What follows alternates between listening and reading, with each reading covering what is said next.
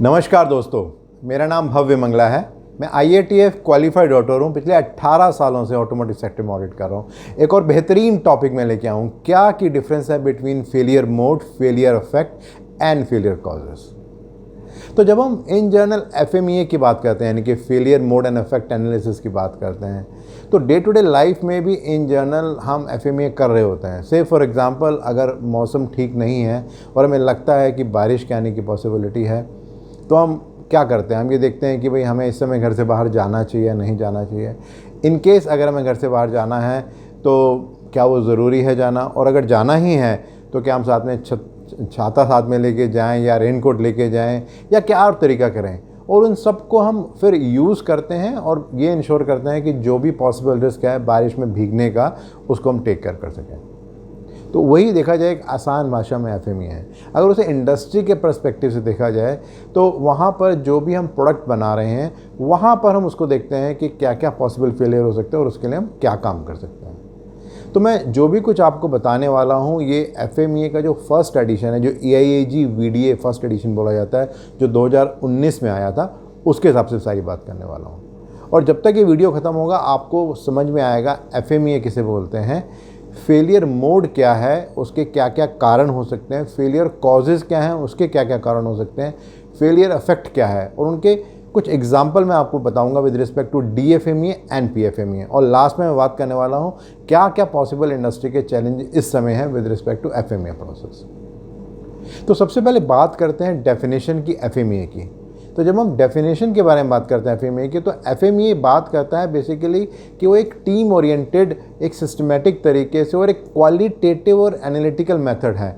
यानी कि यहाँ पे हम टेक्निकल बात नहीं कर रहे हैं, यहाँ पे हम कुछ क्वांटिटेटिव बात नहीं कर रहे, बट क्वालिटेटिव बात कर रहे हैं। इस बात को आइडेंटिफाई करने के लिए, एनालाइज करने के लिए और मिटिगेट करने के लिए कि क्या क्या पॉसिबल टेक्निकल रिस्क हो सकते हैं मैन्युफैक्चरिंग प्रोसेस में और प्रोडक्ट में।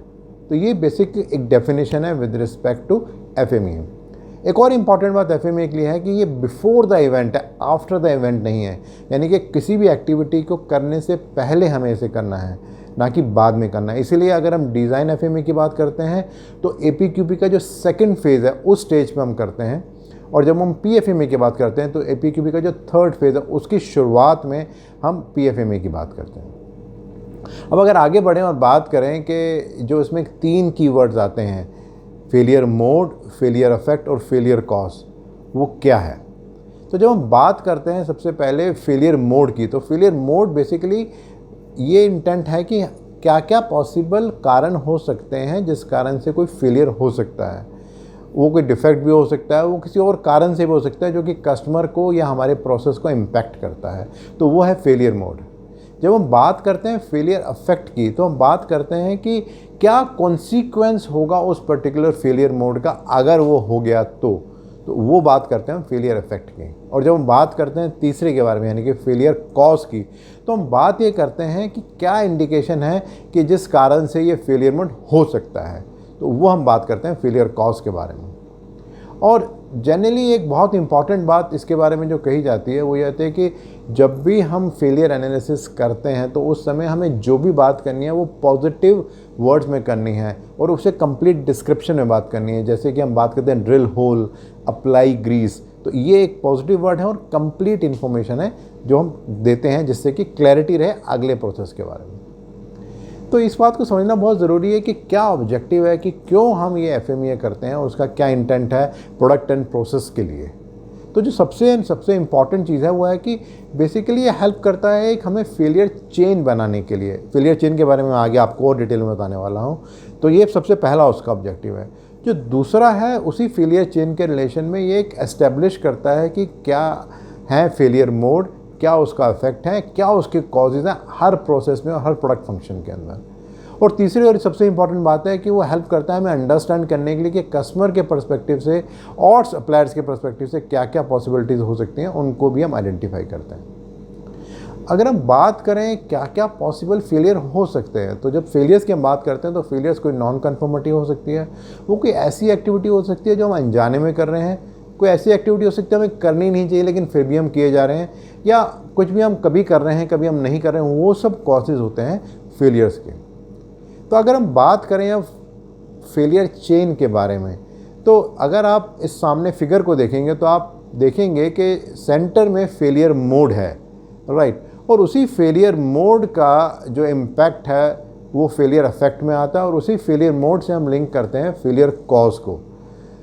अगर हम पिछले वर्जन में देखेंगे तो इसकी सीक्वेंस ठीक से नहीं बनाई गई थी, बट इस पर्टिकुलर एडिशन में जो लेटेस्ट एडिशन है, यहाँ पे फेलियर मोड को सेंटर में रख के इसको क्लियरली दिखाया गया है कि फेलियर मोड से ही हमें फेलियर अफेक्ट और फेलियर कॉज के बारे में बात करनी है।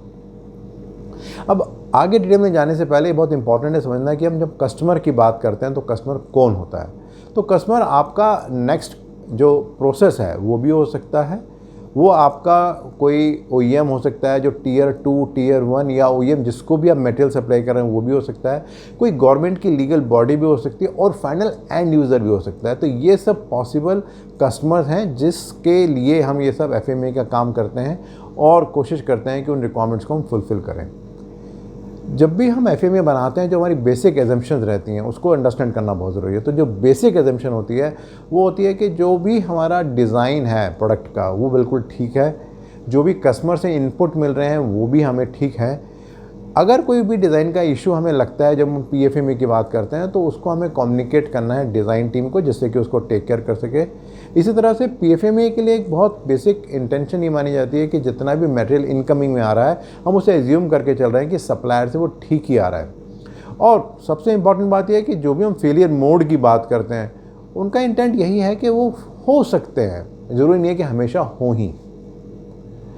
अब आते हैं स्पेसिफिकली इन 3 चीज़ों के बारे में, failure affect, failure mode and failure cause के बारे में बात करते हैं। तो सबसे पहले जैसे कि आप मैनुअल के अंदर देखेंगे सबसे पहले बात होती है फेलियर अफेक्ट्स के बारे में। तो जब हम फेलियर अफेक्ट की बात करते हैं तो ये बेसिकली एक कॉन्सिक्वेंस है फेलियर मोड का, और जनरली अगर कोई भी इस तरह का एक केस होता है तो हम OEM के साथ भी इस बात को शेयर करते हैं, सप्लायर के साथ भी शेयर करते हैं कि इसका इफ़ेक्ट क्या होने वाला है, जिससे कि वो अपने एंड पे जो भी उन्हें एक्शन लेने हैं उनको अब टेक केयर कर सकें। और जब हम बेसिकली फेलियर इफेक्ट की बात करते हैं तो हम बेसिकली ऐसी चीज़ की बात करते हैं जो कि कस्टमर फील कर सकता है या एक्सपीरियंस कर सकता है, जो कहीं सेफ्टी को इम्पैक्ट कर सकता है या किसी गवर्नमेंट की रेगुलेटरी और स्टैट्यूटरी रिक्वायरमेंट को भी इम्पैक्ट कर सकता है। और जनरली फेलियर इफेक्ट के बेसिस पर ही जो सीवियरिटी रैंकिंग है उसकी हम बात करते हैं। अगर हम आगे बात करें क्या आउटपुट होता है फेलियर इफेक्ट का, तो सबसे पहली बात तो यह है कि जो हमारा प्लांट है, जो हमारी फैक्ट्री है, जहाँ पर काम हो रहा है वहाँ पर उसका इम्पैक्ट आ सकता है, और उसको हम चाहें तो इंटरनली आइडेंटिफाई भी कर सकते हैं और उस पर टेक केयर कर सकते हैं। जो सेकंड है वो हमारा कस्टमर हो सकता है, इमीडिएट कस्टमर, वो टियर 2 भी हो सकता है, टियर 1 भी हो सकता है, OEM भी हो सकता है, जिसको हम मटेरियल दे रहे हैं कि उसके यहाँ पे उसका क्या इफेक्ट आने वाला है। एंड थर्डली वो एंड यूज़र भी हो सकता है जो फाइनली प्रोडक्ट को यूज़ करने वाला है, कि मे बी जब वो ब्रेक अप्लाई कर रहा है तो उस समय उसे कोई इशू आ रहा है, या जब वो स्टीयरिंग यूज़ कर रहा है तो भी उसमें क्या क्या चैलेंज आ सकते हैं उसके बारे में बात करते हैं। जब हम बात करें कि क्या क्या पॉसिबल कॉन्सिक्वेंस हो सकते हैं या पॉसिबल क्वेश्चन हो सकते हैं with respect to failure effect जो हमें पूछने चाहिए, तो जब हम उनकी बात करते हैं जो सबसे पहला है कि इसका जो अफेक्ट आने वाला है इस फेलियर का, वो क्या किसी भी तरह से फिज़िकली इम्पैक्ट करने वाला है किसी नेक्स्ट प्रोसेस को, नेक्स्ट ऑपरेटर को या इक्विपमेंट को। देन सेकंड इंपॉर्टेंट बात है कि क्या उसका इम्पैक्ट को हमने लिंक किया हुआ है एंड यूज़र के साथ, और उसके लिए हमें देखना पड़ेगा हमारा DFME और PFME वहाँ पे उसके बारे में किस तरह से बात हो रही है। और जो तीसरी सबसे इम्पॉर्टेंट बात हो रही है कि अगर वो फेलियर इफेक्ट हमें पता लग जाता है पहले एंड यूज़र पे जाने से पहले, तो उसके लिए हमें क्या करना है और कैसे उसको डील करना है। तो ये सारी की सारी बातें हैं जो फेलियर अफेक्ट के बारे में आती हैं। अब हम फेलियर चेन के सेकंड पार्ट जो सेंटर में था उसकी हम बात करते हैं, और वो है फेलियर मोड, जो सबसे इंपॉर्टेंट है, जिसके बेसिस पे ही हम फेलियर अफेक्ट और फेलियर कॉज की बात करते हैं। तो जब हम फेलियर मोड की बात करते हैं तो हमारा इंटेंट ये है कि ऐसा क्या तरीका हो सकता है जिस कारण से कोई प्रोसेस या कोई प्रोडक्ट डिलीवर ना कर पाए या प्रोवाइड ना कर पाए जो उसका इंटेंडेड फंक्शन है, उसको हम फेलियर मोड बोलते हैं। और सबसे जो इम्पॉर्टेंट बात जो हम फेलियर मोड के लिए बोलते हैं कि जो भी फेलियर मोड हमें डिफ़ाइन करना है वो टेक्निकल टर्म्स में होना चाहिए, बहुत क्लियर कंसाइज होना चाहिए। अगर उसको हम करेंगे तो ही हम फेलियर कॉज और फेलियर इफेक्ट को ठीक से आइडेंटिफाई कर पाएंगे। अगर हम बात करें क्या क्या पॉसिबल इनपुट हो सकते हैं with respect to failure mode, तो जो भी पीछे कुछ प्रॉब्लम्स आई थी वो एक मेन कारण हो सकता है। जो भी हमारी रिजेक्शन की या स्क्रैप की रिपोर्ट्स होती हैं वो एक और इम्पॉर्टेंट फैक्टर होता है जो हमें हेल्प करता है आइडेंटिफाई करने के लिए। जो क्रॉस फंक्शनल टीम जो ब्रेनस्टॉर्मिंग करती है वो भी आइडेंटिफाई कर सकती है इसको। और इसके अलावा जो भी कस्टमर से रिजेक्शन आती हैं वो हमें हेल्प करता है with respect to identifying all the possible failure modes. जो नेक्स्ट आता है वो आता है क्या क्या पॉसिबल कैटेगरीज हो सकती हैं with respect to the failure mode. तो अगर हम कुछ कैटेगरीज के बारे में बात करें जो फेलियर मोड की हो सकती हैं, तो सबसे पहला तो ये हो सकता है कि भाई जो भी उसको काम करना था, जो भी उसका मेन फंक्शन था वो कर रहा है नहीं कर रहा है। से फॉर एग्जांपल अगर हमें किसी प्रोडक्ट में एक लेबल लगाना तो वो लेबल नहीं लगा, so that can be a loss of a particular function. Then कई बार ऐसा होता है कि काम तो हुआ लेकिन कुछ आधा अधर हुआ। से फॉर एग्जांपल हमने बार कोड चिपका तो दिया लेकिन बार कोड पढ़ नहीं पा रहे हैं उसके अंदर क्योंकि वो बहुत क्लियर नहीं है, लेजिबल नहीं है। देन कई बार ऐसा भी होता है कि कोई ऑपरेशन है वो काम ही नहीं कर रहा या काम कर रहा है तो बहुत इरेटिक है।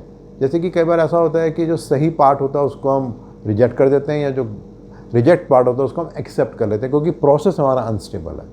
देन इसके अलावा कई बार ऐसा भी होता है कि कोई रॉन्ग पार्ट है उसको हम फिट कर देते हैं। से फॉर एग्जांपल ECU के अंदर हमने कोई सॉफ्टवेयर ऐसा डाल दिया जो कि सही नहीं था और उस कारण से जो आखिर रिजल्ट आने वाला था उसने प्रॉब्लम करनी शुरू कर दी। और कई बार केसेस ऐसे भी होते हैं कि जो हम चाहते हैं रिजल्ट अचीव करना उससे शायद कहीं ज़्यादा हम अचीवमेंट ले लेते हैं। जैसे कि हमें एक सर्टन सरफेस फिनिश चाहिए बट पता लगा कि उस सरफेस फिनिश से कहीं ज़्यादा फिनिश आ गई और बजाय यूज़फुल होने के उसने प्रॉब्लम क्रिएट करने शुरू कर दी। अब आता है पॉइंट नंबर 3 उस फेलियर चेन का, दैट इज़ फेलियर कॉज। कि फेलियर मोड के कारण से क्या क्या कॉजेज़ हैं जिस कारण से फेलियर हो सकते हैं उसके बारे में बात करने वाले हैं। तो यहाँ पर जो सबसे इम्पॉर्टेंट बात समझनी है कि क्या क्या पॉसिबिलिटीज़ हो सकती हैं फेलियर कॉज की। तो उसके लिए क्या क्या पॉसिबल क्वेश्चन हमें पूछने हैं। तो अक्सर man, machine, material, method, measurement और एनवायरनमेंट, ये 6 की स्टेप्स हैं जिसके बेसिस पे हम आइडेंटिफाई कर सकते हैं कि क्या क्या कॉजेज़ हो सकते हैं किसी भी फेलियर के। से फॉर एग्जांपल जब हम मैन की बात करते हैं तो मैन का जो इंटेंट हो सकता है कि जो ऑपरेटर है जो मशीन को सेटअप कर रहा है या जो मेंटेनेंस पर्सनल है जो मशीन को ठीक कर रहा है, अगर वहाँ पे कोई इशू हुआ तो वो भी एक कॉज हो सकता है। अगर हम मशीन की बात करते हैं तो आजकल वेल्डिंग में हम रोबोट्स को यूज़ करते हैं या मोल्डिंग मशीन में हम कोई मोल्डिंग का प्रोसेस कर रहे हैं, कोई फिक्सचर है जहाँ पे हम प्रोडक्ट को कूलिंग के लिए यूज़ करते हैं तो वहाँ पर भी कोई इशू हो सकता है। अगर हम मटेरियल की बात करते हैं कि अगर हम कोई मशीनिंग ऑयल हम यूज़ कर रहे हैं, कोई वॉशर को हमें फिट करना है, कहीं ग्रीस हमें अप्लाई करना है, वो भी एक कॉज हो सकता है। अगर हम मेथड के बारे में बात करें तो एक सर्टेन तरीका है कि किस तरीके से हमें नट को टाइट करना है, अगर उस मेथड को, सीक्वेंस को हमने फॉलो नहीं किया तो भी एक प्रॉब्लम हो सकती है। अगर हम मेज़रमेंट की बात करें तो हम इंस्ट्रूमेंट्स को यूज़ करते हैं, अगर हमने सही इंस्ट्रूमेंट यूज़ नहीं किया या इंस्ट्रूमेंट के अंदर कुछ एरर था, कोई वर्नियर है, माइक्रोमीटर है, कोई टेम्परेचर गेज है, तो वो भी एक कारण हो सकता है। एंड देन सबसे इंपॉर्टेंट एनवायरनमेंट, जो बहुत सारी जगहों पे बहुत रेलेवेंट होता है कि कहीं पे कोई एम्बिएंट कंडीशन सही होती हैं, जैसे टेम्परेचर, डस्ट, लाइटिंग, अगर वो ठीक नहीं है तो वो भी एक कॉज हो सकता है with respect to the failures.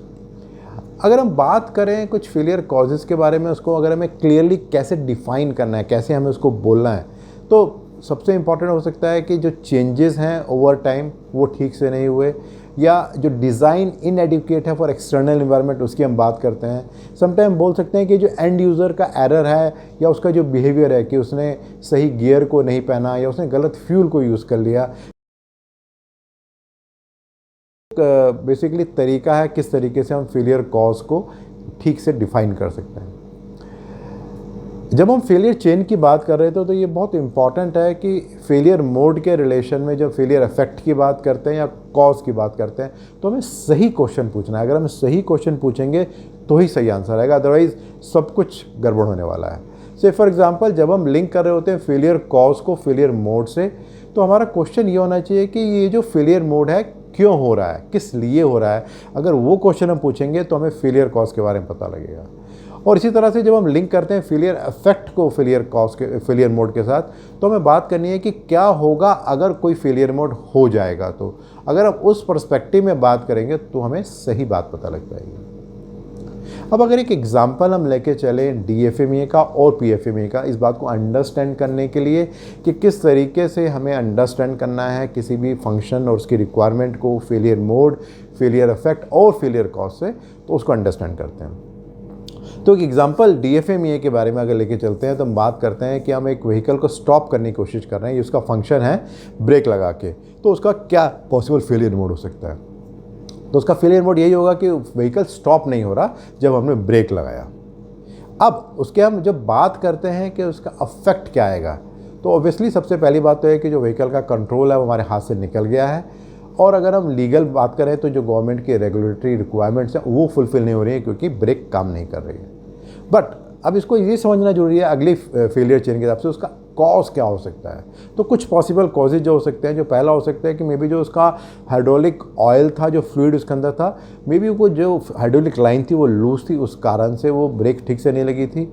ये भी हो सकता है कि जो मैकेनिकल जो हमारा सिस्टम था, जो कि हाइड्रोलिक ऑयल को अप्लाई करने के लिए हम यूज़ कर सकते थे, वहाँ पर कुछ प्रॉब्लम आ गई थी, मे बी कुछ कोरोजन या कुछ और रीज़न हो गया था, वो भी हो सकता है। या ये भी हो सकता है कि मे बी वहाँ पे कुछ वैक्यूम आ गया था सिलेंडर के कारण से, कोई सील के डिज़ाइन में इशू था जिस कारण से वो प्रॉब्लम आई थी। इसी तरह से अगर हम एक एग्जांपल लेके चले with respect to PFMEA, process failure mode and effect analysis, कि वहाँ पर क्या पॉसिबिलिटी हो सकती है। तो यहाँ पे एक बहुत सिंपल सा एग्जांपल लेके चलते हैं कि कार की जो सीट होती है, उसका जो कुशन है, उसको अगर हम फिट कर रहे हैं और उसके लिए हमें मान के चलिए कि 4 जो स्क्रू हैं उसको हमें टाइट करना है, तो उसके क्या फेलियर मोड, क्या फेलियर इफेक्ट और कॉज हो सकते हैं। तो अगर बेसिक फंक्शन की हम बात करें तो यह है कि हमें एक सीट कुशन को टॉर्क गन से अटैच करना है 4 स्क्रूज को फिट करके। तो एक एग्जांपल लेके चलते हैं कि अगर फेलियर मोड है कि 4 से कम स्क्रू हमने लगा दिए, 4 हमें लगाने थे, तो उसका इफेक्ट क्या होगा। उसका इफेक्ट पहली बात तो ये होगा कि जो हमारा सीट कुशन है वो लूज़ होगा।